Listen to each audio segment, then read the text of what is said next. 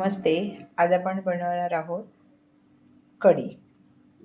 कढीसाठी मसाला करूयात. त्याच्यासाठी आपण कांदा कापलेला आहे, कोथिंबीर, खोबरं, आलं, लसूण आणि हे जिरं आणि थोडी हळद आणि आपण हे सगळं एकत्र करून वाटण करून घेऊयात. कोथिंबीर टाकायची, खोबरं टाकायचं, सगळं एकत्रच वाटायचं. कांदा, आलं, लसूण, हे जिरं, 1 चमचा जिरं टाकायचं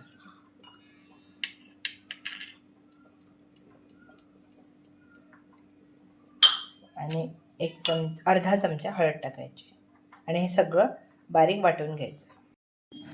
माझ्याकडे ना हे दही आहे, हे बघा, हे दही घरी लावलेलं आहे. आता काय करते, जितका हवं ना आपल्याला कढी करायची ना तितकं ह्याच्यामध्ये ओतायचं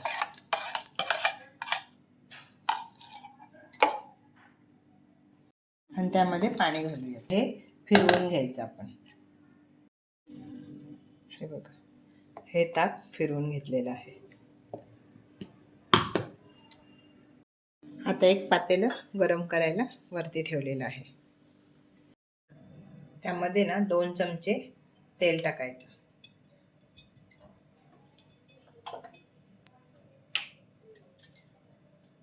तेल गरम झालं की जिरं आणि मोहरी टाकायची. जिरं मोहरी तडतडली की त्यामध्ये ना कढीपत्ता आणि मिरची तुम्ही वाटणमध्ये पण टाकू शकतात. तुम्हाला जसं टाकायचं तशी. तिखट पाहिजे असेल तर वाटणमध्ये टाकायचे, नाही तिखट पाहिजे ना तर मग असं हे करून टाकायचं, फोडणीला द्यायचं.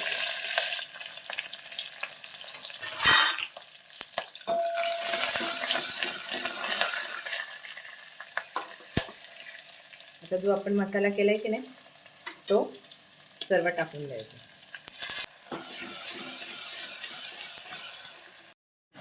आता हे चांगलं हे भाजून झालं. ह्याच्यामध्ये जे आपण मसाला केला होता ना तेच पाणी टाकायचं. ह्याच्यानंतर ह्याच्यामध्ये 1.5 ग्लास पाणी अजून ॲड करायचं. त्या मसाल्याला चांगली उकळी यायला पाहिजे आधी, नाही तर एकदम तुम्ही ते ताक टाकलात ना तर फाटून जाईल. मसाल्याला चांगली उकळी आली नंतर टाकलं ना की बिलकुल फाटणार नाही.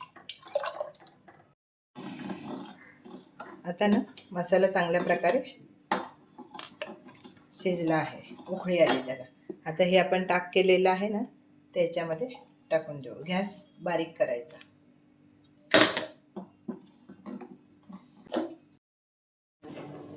ज्याला कुणाला गोड पाहिजे, साखर पाहिजे तर मग थोडं गोड पाहिजे असेल तर थोडं अर्धा चमचा साखर टाकायची, नाही तर गूळ टाकायचा. माझ्या मुलांना आवडत नाही तर मी गूळ वगैरे काही टाकत नाही. अशीच आवडते भाताबरोबर खायला.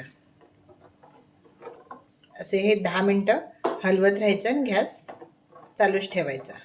अजिबात फुटणार नाही. असं हलवलं ना तर मग फुटणार नाही. मग पीठ वगैरे काही टाकतात ना, बेसन पीठ वगैरे लावतात ना, ते काही टाकायची गरज नाही. असं हलवायचं 10 मिनटं. आता 10 मिनटं ना हलवून झालं. 10 मिनटं हलवलं. आता ना ह्याच्यामध्ये मीठ नाही टाकलेलं. पहिलं मीठ टाकायची घाई नाही करायची, कारण मीठ पण टाकलं ना तरीही फुटून जाते, फाटते अशी. मग आता चवीनुसार आपल्याला किती पाहिजे ते मीठ टाकायचं. परत हलवून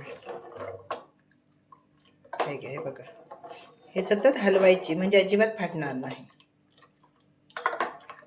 हे बघा, आता झाली आपली कढी तयार.